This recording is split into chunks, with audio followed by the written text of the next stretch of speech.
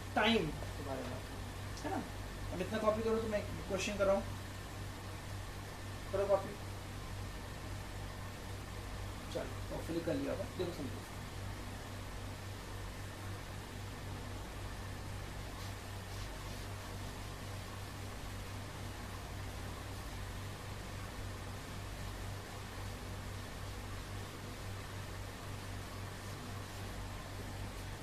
जो time electron तुमने call का निकाला, वो निकाला 2h m अपॉन ये निकाला मास ऑफ इलेक्ट्रॉन का, कोई दिक्कत नहीं है ना। मैं कह दूं जो इलेक्ट्रॉन है वो इलेक्ट्रिक फील्ड में रखा गया है, इस इलेक्ट्रिक फील्ड की ताकत जो है वो 2 × 10⁵ न्यूटन पर कूलम है, ठीक है। और इसकी जो हाइट है, जो फॉल करने की हाइट है, वो कह लो 5 सेंटीमीटर है, ठीक है। तो आप बताइए कितना टाइम लेगा फॉल करने के लिए। टाइम का फॉर्मूला √2 × h कितना है भाई 5 सेंटीमीटर, यानी 5 × 10⁻², 5 × 10⁻², तो सही है, इंटू मास ऑफ इलेक्ट्रॉन जो कितना है 9.1 × 10⁻31 kg, बोलो सही है, upon E is the charge of electron, वो कितना है 1.6 × 10⁻19 कूलम, इंटू E कितना है 2 × 10⁵। ज़रा सा एक टाइम कैलकुलेट करिए तो बताइए।